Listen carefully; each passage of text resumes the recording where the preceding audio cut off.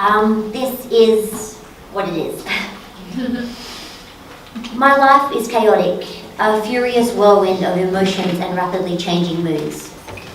Nothing makes sense and nothing adds up. I'm swirling and spinning and holding on for dear life as bipolar sweeps through and disrupts everything. I struggle to sleep, to think, to make sense of my world, this jumbled, chaotic, confusing world.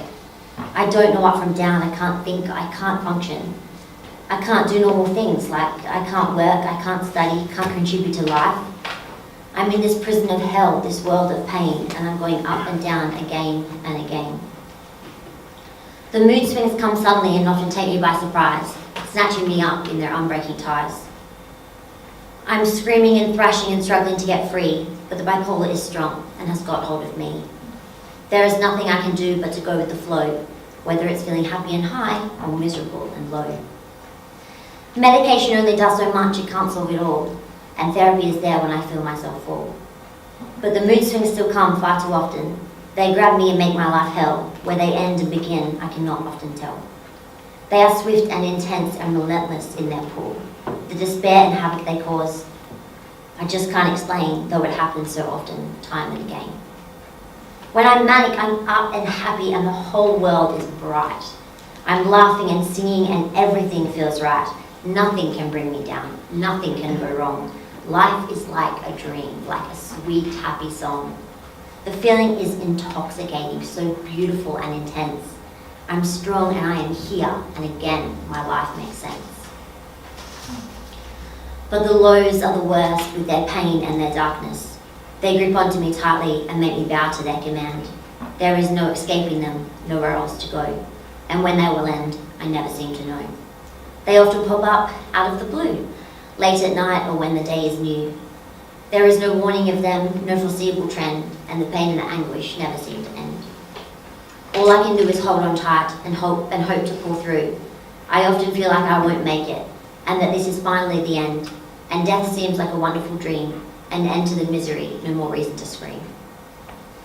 My psychiatrist and I have tried so hard to improve my quality of life and to make my world right, and over the years we have really had to fight. We fought and we fought, and with all that we had, but the fight was often hopeless, and that made us sad. Sad and angry and furious and broken. Our frustration and impatience was very often outspoken.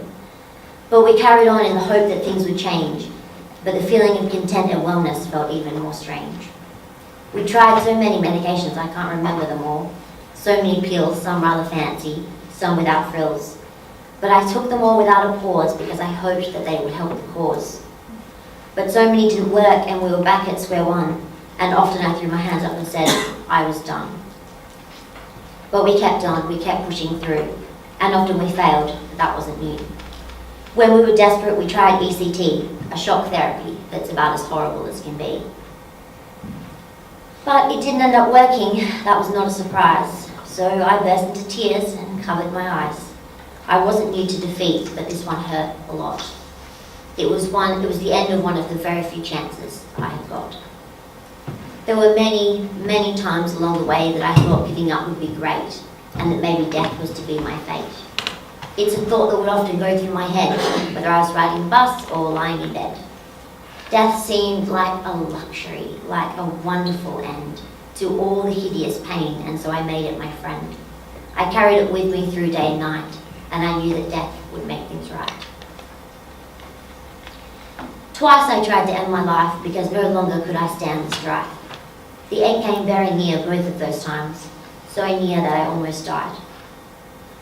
And after over a week in ICU with a tube down my throat, I awoke so angry and ashamed that I had missed the boat. I didn't die, I was still here, and this realization filled me with fear. I cried and sobbed and screamed with pain. I would have to face bipolar again. All I had achieved with the attempts on my life was making my loved ones suffer and hurt. I caused them unbelievable grief and pain, and this tore me apart. This was the worst part of making that decision to die. I tore my family apart, and this broke my aching heart. But in the end, none of that matters when you are making that decision. All that matters is ending the pain and ending the lie. And that is why I wanted so badly to die. To stop the pain and torment, to finally be at peace. I'm sorry. The anguish and despair I tried very hard to hide. I'm really sorry. But cracks showed through no matter how hard I tried. I knew my family could see through it all, though I tried my best to stand up tall. Without my loved ones, I think I would have failed, but with their undying love and ongoing support, I prevailed. They often gave me the support I needed to go on, and for that, I owe them everything. And honestly, without them by my side, I would probably be dead. But they stuck by me, they never gave up on me, and they never looked back. And eventually, I was on the right track. I'm trying a new treatment, it gets happier. I'm trying a new treatment that seems to work, though always does the bipolar lurk. It will always be with me, this illness of mine, even when I'm well enough to shine. Every day still struggle within myself. Getting through the day can often be impossible, and on those days, my bed is my world. I have much to overcome and much to accept. I will be on medication for the rest of my life. Severe cases of bipolar 2 require medication to simply function and to stay alive. And though this is hard to accept, this is my reality. There is no shame in relying on medication to function and stay alive. I am no weaker or less of a fighter because I rely on medication. If anything, it makes me stronger. It says that I want to be here, that I want to be alive, and I will do anything it takes to survive. And for that, I am proud. I didn't ask for this loss in life, and I can't change it, but I won't let the chemical imbalance in my brain take me completely. I refuse to let the illness take who I am, and I won't let it beat me.